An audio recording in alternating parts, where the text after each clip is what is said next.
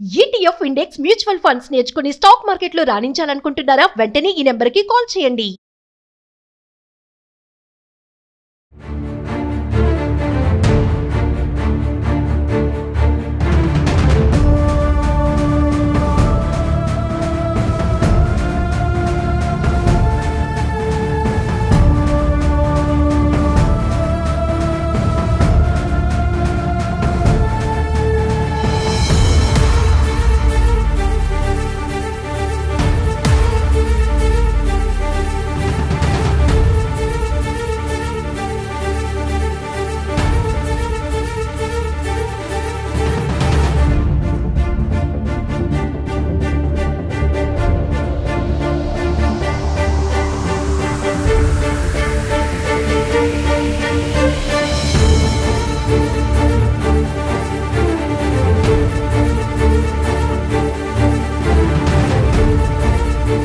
Hi hello నమస్తే welcome to Suman TV. ప్రస్తుతం మనతో పాటు ఉన్నారు రామ్మోహన్ రావు గారు. సార్తో మాట్లాడండి.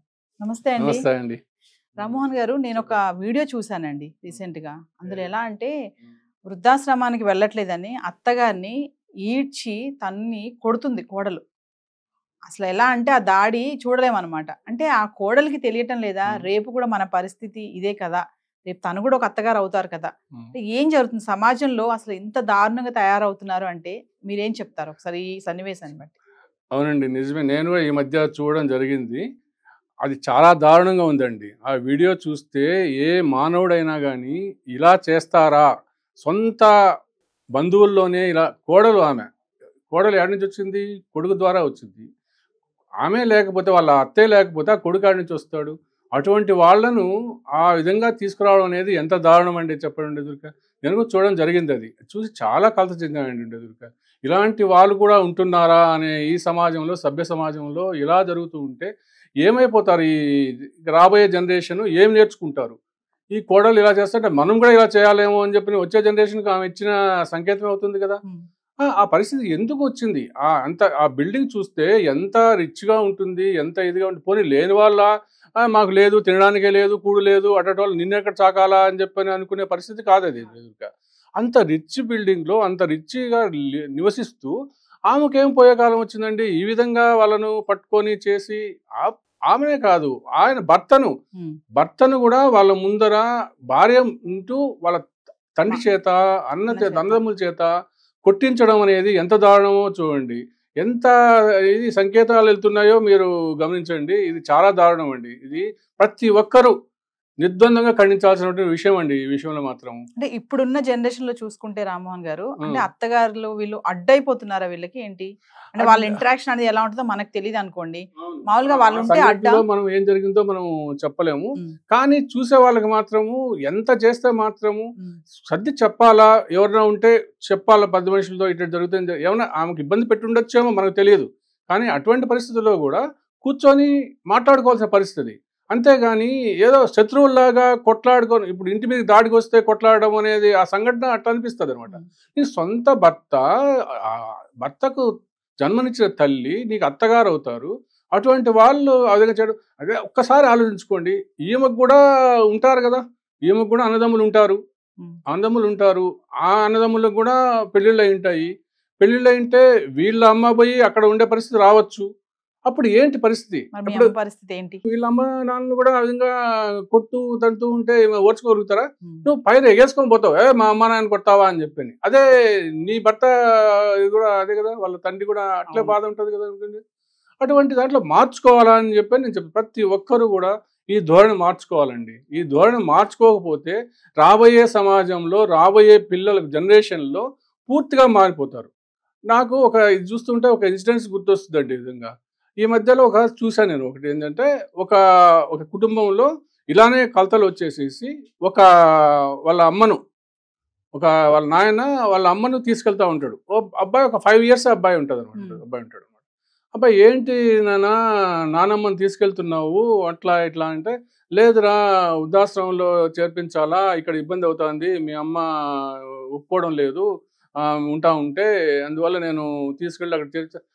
అవునా నాన్న, అట్లయితే నువ్వు పెద్ద అయిన తర్వాత కూడా నేను కూడా నిన్ను అట్లే, నా భార్య ఒప్పుకోకపోతే నేను కూడా అట్లే పోయి నేను అక్కడ వదిలిపెట్టాలా నాన్న, అమ్మను నాన్నను అక్కడ వదిలిపెట్టి అంటే ఇప్పుడు నీకు ఇప్పుడు చేసింది అప్పుడు వస్తుంది అనమాట. అంటే నువ్వు ఈ విధంగా సంకేతాలు ఇస్తున్నారు. ప్రజెంట్ జనరేషన్ పిల్లలకు ఈ విధంగా సంకేతాలు ఇస్తున్నారు. ఇస్తూ ఉంటే వాళ్ళ జనరేషన్ కూడా ఇప్పుడున్న జనరేషన్ అదే విధంగా తయారవుతారు. అందువల్ల నేను చెప్పొచ్చేది ఏంటంటే ఎట్టి పరిస్థితుల్లో కూడా ఈ పిల్లలకు ఇలాంటి అవకాశాలు ఇవ్వద్దండి. మీరు వాళ్ళను కూడా మీ తల్లిదండ్రులాగా చూసుకోండి. అదేవిధంగా భర్తలు కూడా అంతే. పొరపాటున వాళ్ళ తల్లిదండ్రులు పరిస్థితులు ఇప్పుడు మారిందండి. ట్రెండ్ ఎట్లా మారుతుందంటే పూర్వకాలంలో అత్తామామలంతా కొడుకు దగ్గర ఉండేవాళ్ళు. అది పూర్వకాలంలో అది అనాదిగా వస్తున్నటువంటి ఆచారం అనమాట. దాన్ని ఇప్పుడు ఏమైపోతుందంటే కూతుళ్ళ దగ్గరికి పరిస్థితి వస్తుంది. ఎందుకు వస్తుంది ఈ విధంగా అంటే వయసు వర్స ఎట్లయినా కానీ అలా రాకూడదు. ఎవరైనా ఉన్నదాని ప్రకారం ఉండండి. ఎవరు లేని వాళ్ళు ఉంటారు. ఒకరే కొడుకు ఉంటాడు. ఒకరే కొడుకుంటే నువ్వు అనాథాశ్రమం పంపించేస్తావా? అనాథాన్ని పంపించేస్తే ఇప్పుడు నీకు రేపు ఆ దగ్గర జరగచ్చు. ఇప్పుడు ఉండేవాళ్ళు ఒకడే కొడుకు ఒకడే అవుతున్నారు ఇప్పుడు. అంతే కదా. ఇంతకుముందు కాలంలో 4-5 ఉండేవాళ్ళు. ఇప్పుడంతా ఒక అమ్మాయో ఒక అబ్బాయో పరిస్థితికి వచ్చింది. ఆ ఉన్న వాళ్ళు ఒకరిని కూడా నువ్వు ఈ విధంగా చేస్తుంటే నువ్వు దూరం చేసుకునే పరిస్థితి వస్తే రేపు ముందు నీకు కూడా అదే పరిస్థితి రావచ్చు. అటువంటప్పుడు కొద్దిగా ఆలోచించండి ఎవరైనా కానీ. అంటే ఒకప్పుడు ఈ వృద్ధాశ్రమాలు అనేవి ఎవరు లేకపోయినా వాళ్ళకి మిగిలిపోయి ఒంటరిగా ఉంటే అక్కడికి వెళ్ళేవాళ్ళు. అక్కడ తీసుకెళ్లి జాయిన్ చేసేవాళ్ళు. కానీ ఇప్పుడు పరిస్థితి అలా లేదండి. అందరూ ఉన్నా కూడా అక్కడ ఫుల్ అయిపోతున్నాయి. ఎందుకు అంటారు ఇలా? ఎందుకు జరుగుతుంది అంటారు? ఎక్కడ తప్పు జరుగుతుంది అంటారు? ఎందుకు జరుగుతుందంటే వీళ్ళు అన్న కుటుంబంలో కొడుకులు కానివ్వండి, కొడుకుల్లో కూడా నేనేమి ఇది అనడం లేదు. కొడుకులు కూడా మహా ఇది ఉన్నారు, ముదుర్లు ఉన్నారు. చాలా భార్యల మాటలు మరి అంతే. భార్యల మాటలేనే కాకుండా కూడా మా అమ్మ ఏం చేసింది, మా నాయన ఏం చేసినాడు, మేము ఇప్పుడు అంటే నువ్వు పెంచకపోతే నువ్వు ఆ విధంగా ఆ స్థాయికి వస్తావా నువ్వు ఉండేదురుక? వాళ్ళు చిన్నప్పటి నుంచి నీకేమైనా చిన్న దెబ్బ తగిలితేనే విలువలాడిపోతారు తల్లిదండ్రులు. అటువంటి అప్పుడు నా స్థాయి నుంచి పెంచి పెద్ద చేసుకొని వచ్చి నీకు ఆస్తులు అంటే మాకు ఆస్తులు ఇవ్వలేదు అంటారు. అంటే ఆస్తులు ఇవ్వకపోతే వదిలేస్తావా నువ్వు ఉండేదురుక? అలాంటి ధోరణి ఎందుకు వస్తుందండి ఉండేదురుక? వాళ్ళను ఈ విధంగా తయారవుతున్నారండి ఉండేదురుక. అప్పుడు పూర్వకాలంలో బంధుత్వాలకు విలువలు ఉండేవి. బంధుత్వాలు అమ్మ నాన్న వాటికి కొన్ని విలువలు ఉండేవి అనమాట. ఇప్పుడు కాలంలో రాను ఏమైపోతున్నాయంటే మాకు ఆస్తి ఇవ్వలేదు, మమ్మల్ని సరిగ్గా చూడలేదు. నాకు తెలిసిన ఒక ఇన్సిడెంట్ గుర్తొస్తుందండి. ఇదే మీరు అంటా ఉంటే గుర్తొచ్చింది. దాదాపు చాలా సంవత్సరాల కింద అవుతుంది అనమాట. ఒక కుటుంబంలో బాగా తెలిసిన కుటుంబమే. వాళ్ళకు ఒక కూతురు, ఒక 2 కొడుకులు ఉంటారు అనమాట. ఉంటే వాళ్ళల్లో కూతురు బాగా చదువుకుంటుంది కాబట్టి కూతురు బాగా చదివిచ్చారనమాట. వీళ్ళు చదువుకోకుండా అట్టా తిరుగుకుంటా చిన్నప్పుడే చెడు అలవాట్లు కలిపి చేసిపోతే వాళ్ళు ఏదో వాళ్ళకి సాగినటువంటి చిన్న ఇది పెట్టుకున్నారు అనమాట.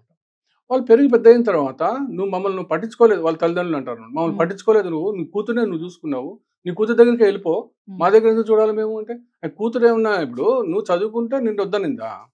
అలాంటి పరిస్థితుల్లో కూతురు ఆ కూతురు చూడలేదు, ఆ ఇల్లు చూడలేదు అనమాట. అట్లా పరిస్థితులు అట్లా వస్తున్నాయి అనమాట. మీరు వాళ్ళు ఆస్తి ఇవ్వలేదు, వాళ్ళు చూడలేదు అనేది కాదు, మీకు జన్మనిచ్చి మీకు ఈ స్థాయికి తీసుకొచ్చారు అనేది మీరు గుర్తుపెట్టుకోవాలన్నమాట. అలా గుర్తుపెట్టుకున్నప్పుడే ముందు అనేది మీకు మీ పిల్లలు ఆలోచన చేయకుండా అనేటట్టు వస్తుంది అనమాట. ఏదేమైనా ఇప్పుడు ఇలా చేస్తే రేపు మీకు తిరిగి అది ఖచ్చితంగా మీ పిల్లలు కూడా మిమ్మల్ని అలాగే ఖచ్చితంగా ఇది రాసి పెట్టుకోండి. నేను చెప్తున్నాను, ఖచ్చితంగా అలా జరుగుతుంది. కర్మ సిద్ధాంతం అనేది ఎవరు తప్పించుకోలేరండి. అది మాత్రం నేను అనుభవంలో నాకు అంటే ఇంతవరకు వచ్చానని చాలా ఇన్సిడెంట్స్ చూస్తుంటాను నేను. చూసిన వాటిలో నేను గమనించింది ప్రస్తుతంగా అది అలా జరుగుతూనే ఉంటుంది అనమాట. కాబట్టి ప్రతి ఒక్కరూ తెలుసుకోవాల్సింది ఏంటి అంటే, మనము జన్మనిచ్చిన తల్లిదండ్రులను వాళ్ళు ఏదైనా కానివ్వండి, నీకు కొద్దిగా అన్యాయం చేసే ఉండొచ్చు, వాళ్ళు తెలిసి చేయరు. ఎవరు కూడా తెలిసి ఎవ్వరు పిల్లలకు అన్యాయం చేయరు. అలాంటప్పుడు పెద్దోడు కట్టించినావు, చిన్నోడికి ఇట్టించినావు, పెద్దోడి దగ్గరికి పో, చిన్నోడి దగ్గరికి పో, కూతురు దగ్గరికి పో అన్నటి పెట్టుకోవాకండి. వాళ్ళను అవసాన దశలో ఖచ్చితంగా చూసుకోవాల్సిన బాధ్యత మీకు ఉంటుంది అనమాట.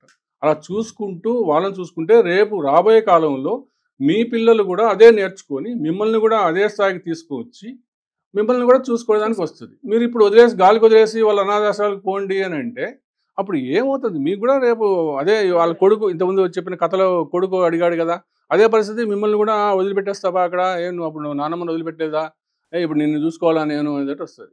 కాబట్టి ప్రతి ఒక్కరూ ఆలోచించుకోవాల్సిన విషయం వస్తుంది. ఎందుకంటే ఆ సంఘటన చూస్తే కళ్ళలో నీళ్ళు వస్తాయండి. అంత దారుణంగా కొట్టి అంత పెద్ద బిల్డింగ్లో పోనీ లేని వాళ్ళు కూడా కాదు, తిన్నవాళ్ళు కాదు, అటువంటిది ఉన్నత స్థాయిలో ఉండేవాళ్ళు అలా ఆలోచన ధోరణి అనేది మార్చుకోవాలి. ఏదేమైనా కొట్టడం అనేది దారుణం అనేది దానికి ప్రస్తుతం అనేది ఎవ్వరూ భయపడద్దు. నేను సీనియర్ సిటిజన్స్ కానివ్వండి, ఇలాంటి అత్తమామలు కానీ, పేరెంట్స్ కానివ్వండి, చెప్పేది ఒకటే ఏంటంటే మీరు భయపడద్దు. ప్రస్తుత కాలంలో మీకు ఎన్నో చట్టాలు ఉన్నాయి, ఆ చట్టాలను ఉపయోగించుకోండి. కానీ ఎప్పుడు సారికి చట్టం ఆసరా తీసుకొని పోవద్దు. సాధ్యమైనంత వరకు పరిష్కరించుకోండి.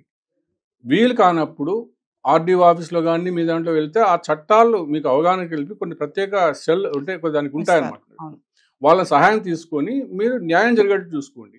ఇంకొకటి ఏంటంటే ఎట్టి పరిస్థితుల్లో మీకున్న ఆస్తిపాస్తులు తొందరపడి మీ పిల్లల మీద రాయొద్దు. మీరు సుఖంగా జీవించాలనుకుంటే మీ ఆస్తిపాస్తులు మీ కంట్రోల్లోనే పెట్టుకోండి.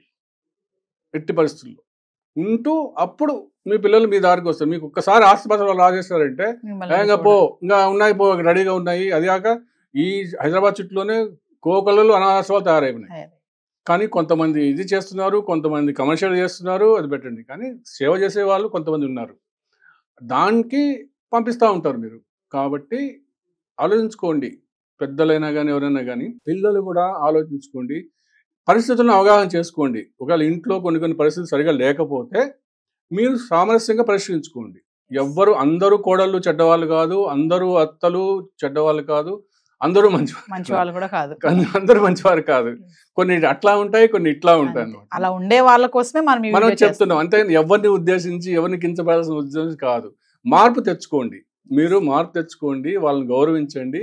అప్పుడు మీకు తప్పకుండా మేలు జరుగుతుంది భవిష్యత్తులో. అది అనుభవపూర్వకంగా చెప్తున్నాను నేను, ఎంతో మందిని చూసి గమనించి చెప్తున్నాను నేను ఎదురుగా. దీన్ని మీరు ఆశా చేసుకొని కొంతమంది అయినా కానీ ఈ ఇంటర్వ్యూ చూసి కొంతమంది అయినా ఆలోచన ధోరణిలో మార్పు వచ్చి నిజంగా మాకు మంచి సలహాలు చెప్పారు, మంచి సందేశం ఇచ్చారు అని చెప్పని కొంతమంది అయినా తెలిపితే నేను చాలా సంతోషపడతానండి. ఇలా చేసుకోవాలని చెప్పి అందరినీ మనవి చేస్తాను. థ్యాంక్ యూ అండి.